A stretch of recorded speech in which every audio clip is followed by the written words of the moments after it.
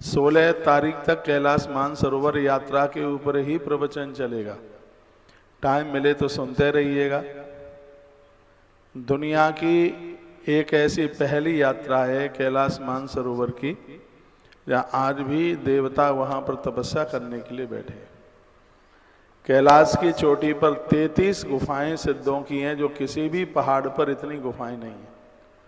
जैसा कि स्कंद पुराण के अंतर्गत वर्णन किया कि 33 गुफाएं ऐसी हैं कैलाश की ऊपर चोटी पर, जहाँ सबके लिए तो जाना संभव नहीं है। आइए थोड़ा सा मैं महात्म्य बता दूं इसका। सनत कुमारो यत्रास्ते ममः पुत्र परो मुनि प्रतीक्षा गमनम साक्षात भूतनाथस्य नंदना। स्वयं विधाता ब्रह्मा कैलाश का महात्म्य अपने मुख से सुना रहे हैं।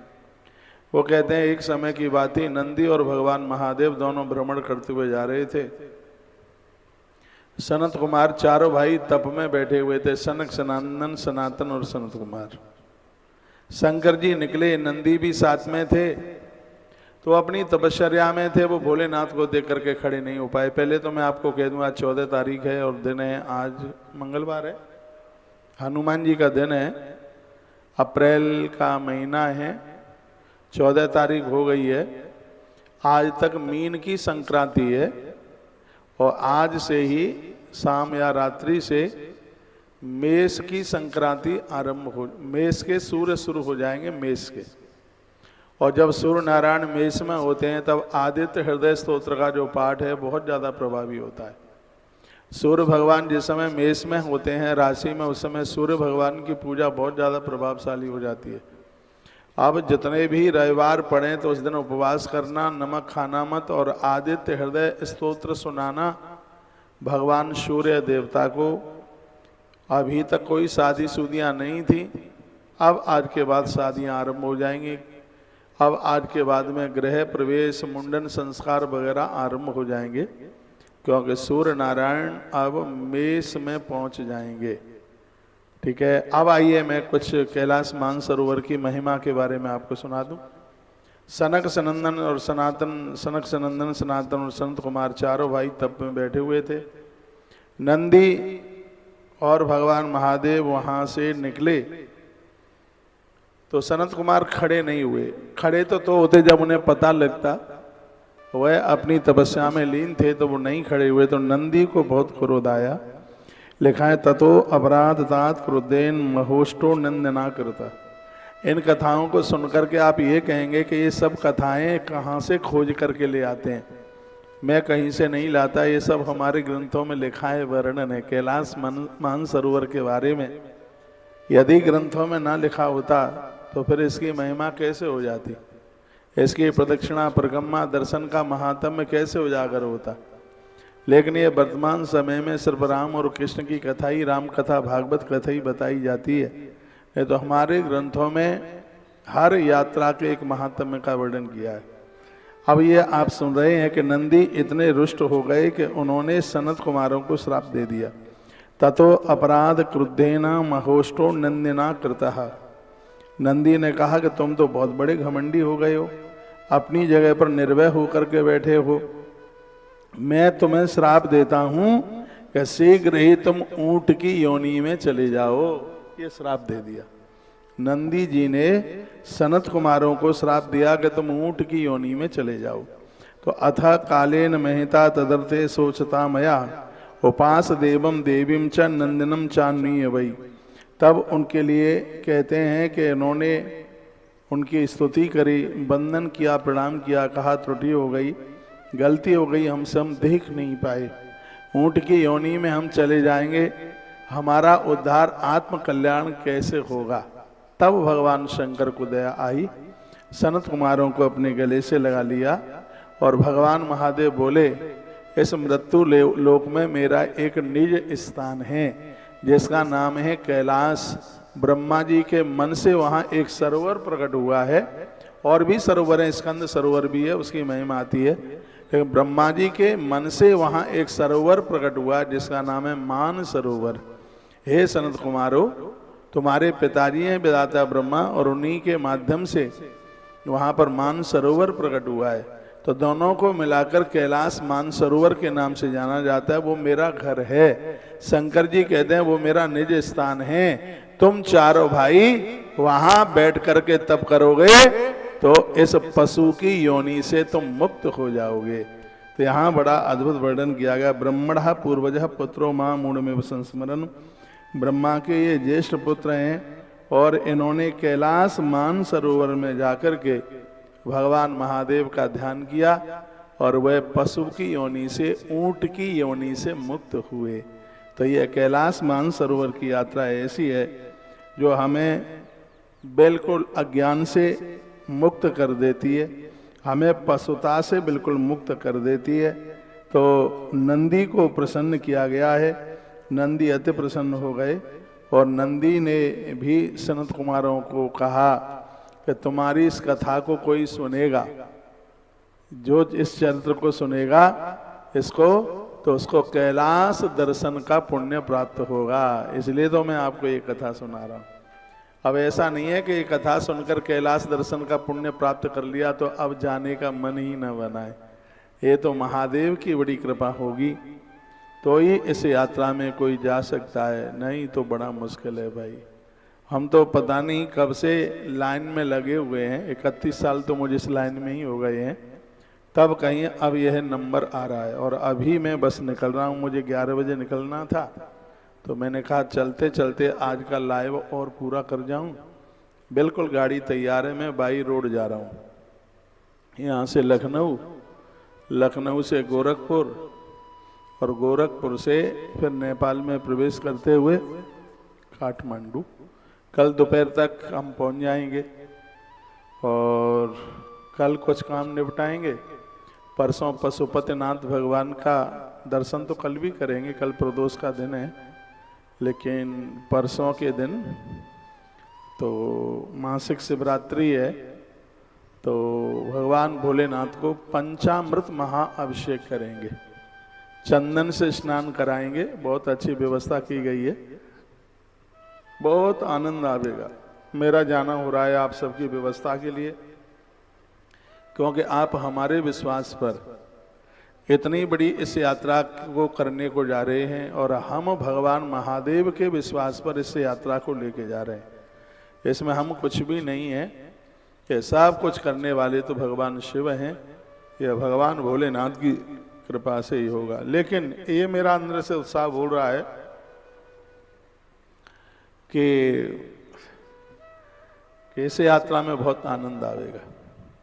मैं 19 तारीख को भोर तक आऊँगा। 19 तारीख को यहाँ बहुत बड़ा कार्यक्रम है, हो सकता है 18 की रात में भी आ जाऊँ, उससे आप चूकिएगा नहीं। बिल्कुल सब लोग आए, उस दिन यज्ञ में बैठे हैं, कलश बंधन पूजन करेंगे, हवन यज्ञ करेंगे, सत्तू का दान करेंगे और भी तमाम चीज़ें हैं। तो उस दिन आप जरूर पधारिएगा। 19 तारीख का दिन तो बहुत ज़्यादा विशेष है, क्योंकि उस दिन अक्षय तृतीया है और भगवान बांके बिहारी जी का चरण दर्शन भी है।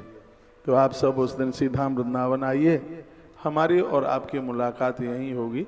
परमात्मा को प्रार्थना करना, ये हमारी लगभग 2800-3,000 किलोमीटर की यात्रा है, जिसके लिए आज हम जा रहे हैं। जहाँ तक मुझे जाना है वहाँ से लौटना है, गाड़ी कम से कम 3,000 किलोमीटर चलेगी।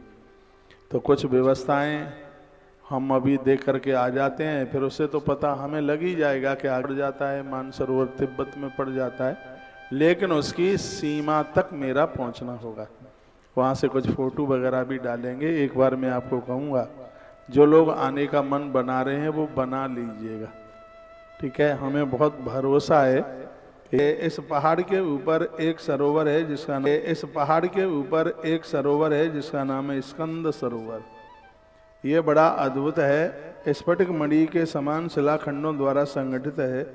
उसके चारों ओर सभी ऋतुओं के खिलने वाले फूलों से, वृक्षों से यह स्थान सुशोभित हो रहा है। उस सरोवर में बहुत से वृक्ष ऐसे हैं जो उसके किनारे पर बहुत से वृक्ष ऐसे हैं जो इसके अलावा और कहीं दूसरी जगह नहीं है। कैलाश मानसरोवर के में कोई स्कंद सरोवर है जिसका वर्णन है, वहाँ पर कुछ ऐसे वृक्ष हैं जो वहाँ के अलावा और कहीं दूसरी जगह नहीं है। वहाँ पर पंछियों की ध्वनि होती है, वहाँ पर हर प्रकार का पंछी वहाँ पर अपने जीवन का निर्वहन करता है।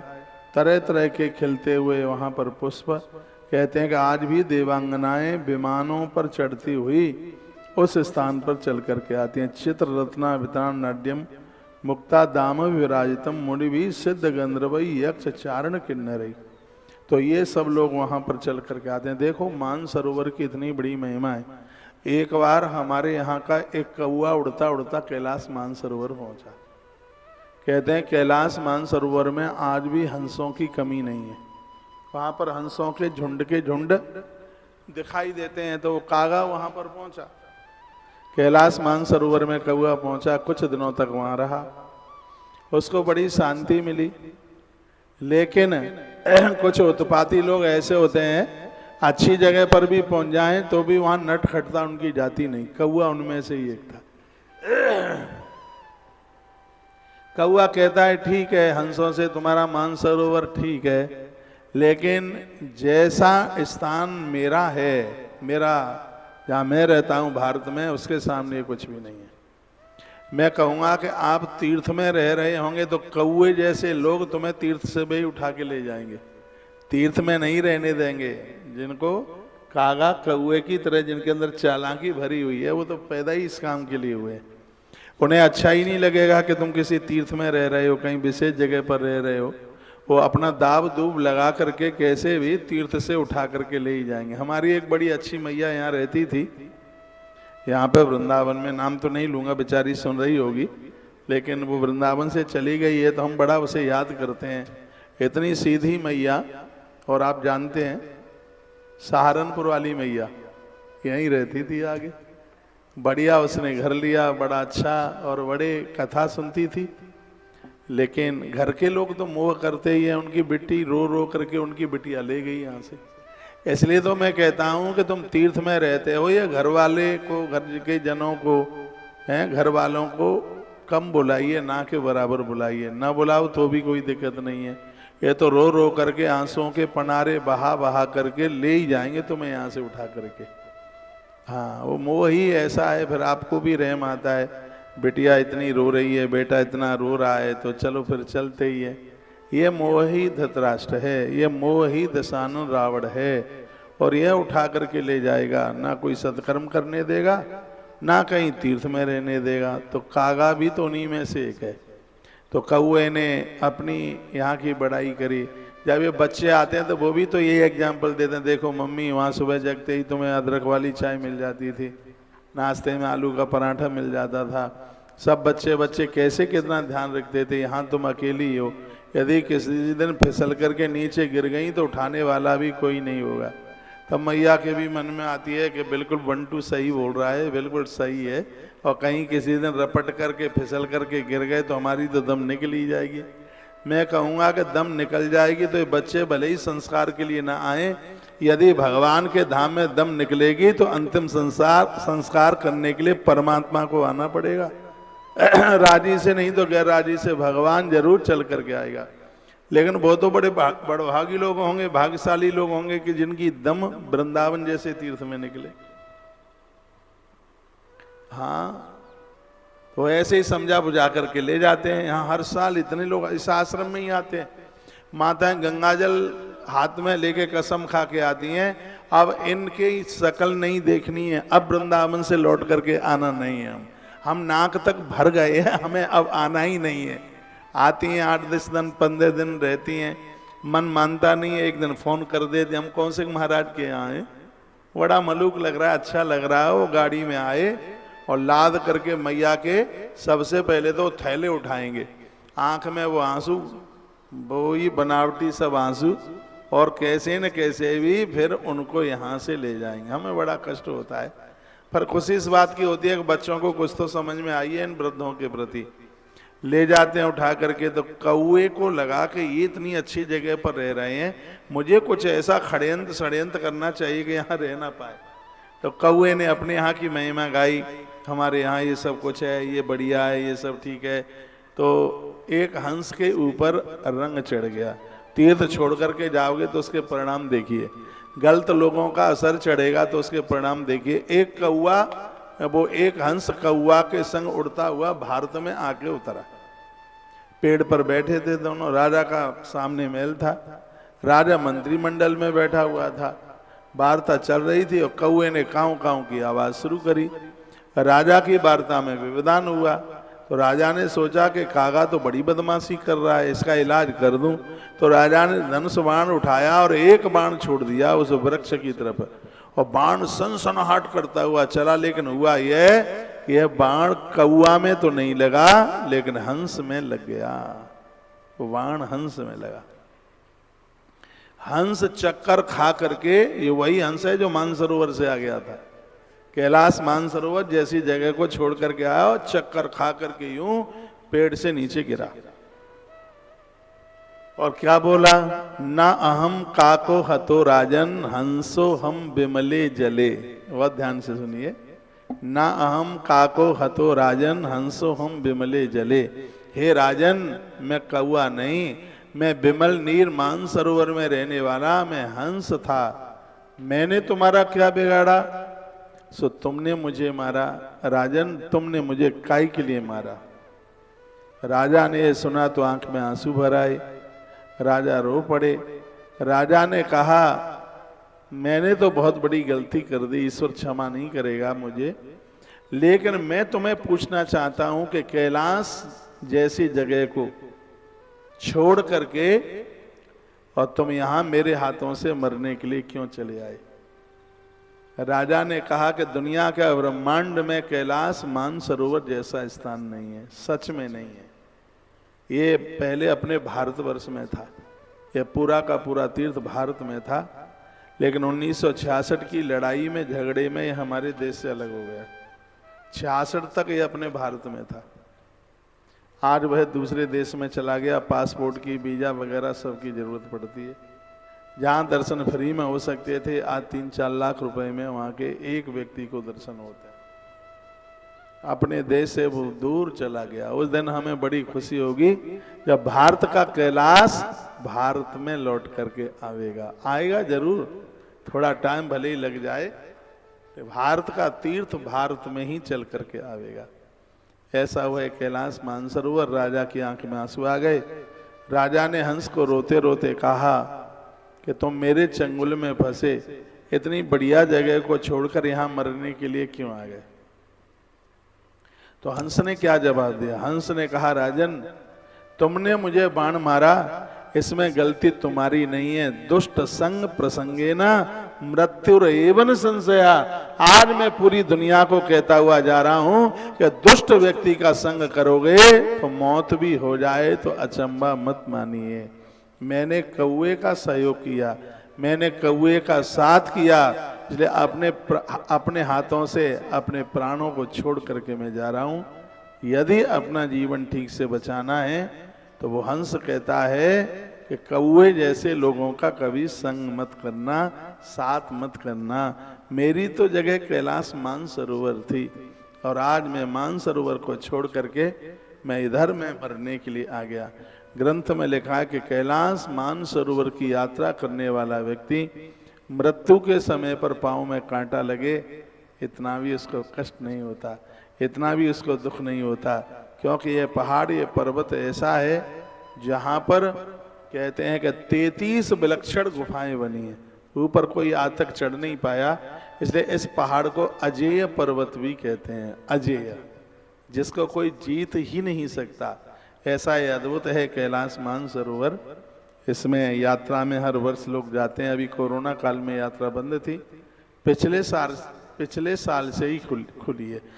तो वहाँ पर चाइना गवर्नमेंट वीजा देती है, वीसा देती है, और लोग जाते हैं और कहते हैं कि वहाँ पर हर पता नहीं 14 वर्ष बताया था कि 8 वर्ष वो मुझे बता रहे थे, हर 14 वर्ष के बाद में वहाँ एक ऐसा मेला लगता है जून के महीने में। ऐसा मेला लगता है कि जैसे अपने और हमारे और आपके यहाँ कुंभ का पर्व लगता है। तो इस महीने को वो इतना मानते हैं। तो मुझे किसी ने बताया कि वह मेला जून में लगता है और वहाँ का एक बहुत बड़ा त्यौहार है। यही बात सुनकर के हमने भी भगवत कृपा से कैलाश मानसरोवर की यात्रा को 17 जून से रखा है। 17 जून से। तो यह यात्रा तो बहुत आनंद देने वाली है। कहते हैं कि वो हंस विमान पर बैठ करके भगवान के धाम को चला गया, उसकी दुर्गति नहीं हुई। क्यों? जो कैलाश मानसरोवर की यात्रा करता है उसकी दुर्गति नहीं होती, वो तो विमान में बैठ करके ही भगवान के धाम के लिए जाता है। इसलिए दिव्य विमान आया और उसमें हंस बैठ करके भगवान के धाम के लिए वह प्रस्थान कर गया। वर्णन क्या है? क्वचिन्न मज्जुन्न मज प्रसंगा गजायूथम क्वचित तृषया माता मृगी मृग तरुंगमम। कहते हैं कि जगह जगह स्थान स्थानों पर पुष्प बलि आदि मंत्रों के द्वारा उच्चारित होती हुई पुष्पांजलि हो रही है। कुछ लोग सूर्योदय भगवान के इंतजार में बैठे हैं अर्घ देने के लिए, कुछ लोग वेदिकाओं पर देवताओं की अर्चना में निरत रह रहे हैं। तो ये ऐसी आज भी वहाँ पर देवता भगवान की अर्चना आराधना में वहाँ पर लगे हुए हैं। कारंडव पंक्षियों की ध्वनि आज भी गूंज रही है, सारसों का कुंजन आज भी सुनाई दे रहा है वहाँ पर। कोक पक्षी कहते हैं चक्रवाक उनकी आवाज अभी भी तक वहाँ पर गूंज रही है। तो ये ऐसी बड़ी महिमा श्री कैलाश मानसरोवर की है, जिसकी 2 यात्रा, एक 90 किलोमीटर की, एक 42 किलोमीटर की है। और इस यात्रा में 3 दिन लगते हैं 42 किलोमीटर की यात्रा में, और 90 किलोमीटर की यात्रा वो 3 घंटे में पूरी हो जाती है। तो इस यात्रा में इस तरीके की सब ये व्यवस्थाएं रखी गई हैं जहाँ पर भक्तों को किसी भी प्रकार का कोई कष्ट ना हो, कोई दिक्कत ना हो। जिन भक्तों ने रजिस्ट्रेशन कराया है, मैं आप लोगों की व्यवस्था के लिए ही बस अब निकलूँगा। डोंट वरी, आप किसी भी प्रकार की चिंता ना करें। पूरी यात्रा में हम लोग आपके साथ ही रहेंगे। हम और आप मिलकर के इस यात्रा को सुखद बनाएंगे, बढ़िया से बढ़िया बनाएंगे, समाज के लिए जिसका एक अद्भुत संदेश भी जाएगा। जो लोग आने का मन बना रहे हैं, आज द्वादशी है, आप भी मन मत मारिए। आश्रम के नंबरों पर कांटेक्ट करते हुए अपना नाम, कितने मेंबर सदस्य हैं, नाम लिखा दीजिए। 20 तारीख को 100% ये रजिस्ट्रेशन बंद हो जाएंगे। इसलिए आप अभी ही आश्रम के नंबर पर जुड़ करके कांटेक्ट करते हुए और कैलाश मानसरोवर की यात्रा के लिए ये सौभाग्य कमा लीजिए। शोभाशाली श्रेष्ठ त्रिशूल, उनका आयुध भगवान विश्वनाथ शंकर जी का जो त्रिशूल है, भगवान नारायण ने भगवान महादेव को यह त्रिशूल कैलाश मानसरोवर की पवित्र धरती पर ही भगवान को प्रदानित किया। कहते हैं भगवान के 24 अवतार हुए, 24 अवतारों में एक अवतार हुआ है भगवान ऋषभदेव का। भगवान ऋषभदेव ने अपने शरीर का त्याग यहीं इसी जगह पर किया। इसलिए दुनिया के जैन धर्म के लोग बहुत इस स्थान में जाते हैं। जैन धर्म के लोग भी कैलाश मानसरोवर को बहुत ही ज़्यादा मानते हैं, क्योंकि जाति बिरादरी पंथ वगैरह से सबसे बहुत ऊपर हट करके यह श्री कैलाश मानसरोवर है। बहुत बहुत धन्यवाद है। आप सुन रहे हैं सुबह 9:30 बजे भी